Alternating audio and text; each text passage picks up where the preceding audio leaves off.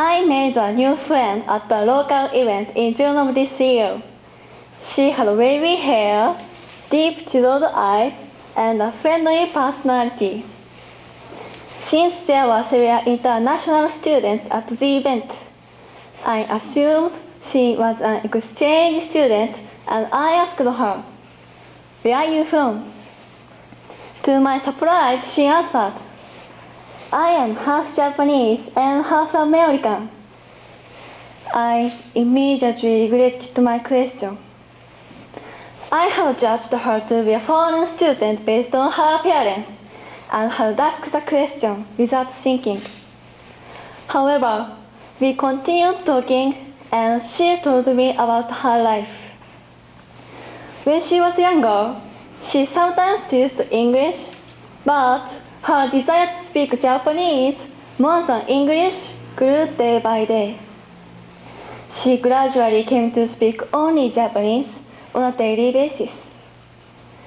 Until I met her, I had thought that half Japanese must be completely fluent in the languages and cultures of two countries and could experience both worlds every day of their lives.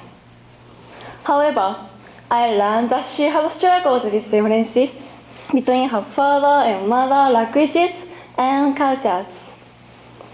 In her family, her father and mother always speak English when they speak alone.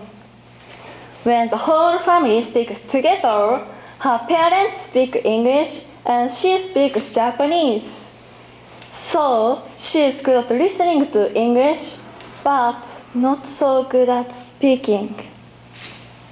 She said, "It is hard for me. I am half American and cannot speak English. I know how important English is, so I am studying it hard now." This made me realize that there is a stereotype in Japan that half Japanese can speak English like a native language. I felt that that stereotype was causing her to be embarrassed and making her suffer. This really came as a surprise. So, what are the difficulties the children of foreign origin, including half-children, face when living in Japan? What kind of trouble do they experience? I wanted to learn through her stories. It turns out that half Japanese are sometimes discriminated against because their skin, hair, and eye color are different from that of Japanese. In addition, they may experience delays in learning Japanese due to language differences in their families, or they may not be able to pronounce Japanese naturally. In some cases, they may even be bullied because of differences in clothing, customs, or food due to differences in cultural or religious beliefs. Because of this, some people choose to go to private, national, or international schools where they are less likely to be harassed than in public schools. However, going to an educational institution that is not licensed under the school education law may not mean that they have received a compulsory education. If various problems like these accumulate, some people will be unable to discuss them with their parents or others around them, and the stress could cause them to close their minds and hearts, making it difficult for them to participate in society. They may even become ill. My encounter with my new friend made me realize that my understanding and knowledge of the different around me was still lacking.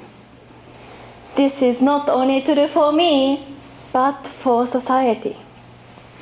Even though I think I know what I'm talking about, I may be hurting those around me without realizing it. So, who is it that is overlooking what is troubling them and making them anxious? It is probably us Japanese, not foreigners. In this age of globalization, international exchange is becoming more and more common. However, if we continue to accept more foreigners while leaving such problems unresolved, the same problems will spread more and more. We each need to consider these problems and our consider these prejudices before we meet such a person face to face. In the future, more and more people should be aware of the current cultural situation in Japan, think about it, share their opinions, and act. I sincerely hope that Japan will become a country where people of various cultural backgrounds, including half Japanese, can live comfortably. Thank you.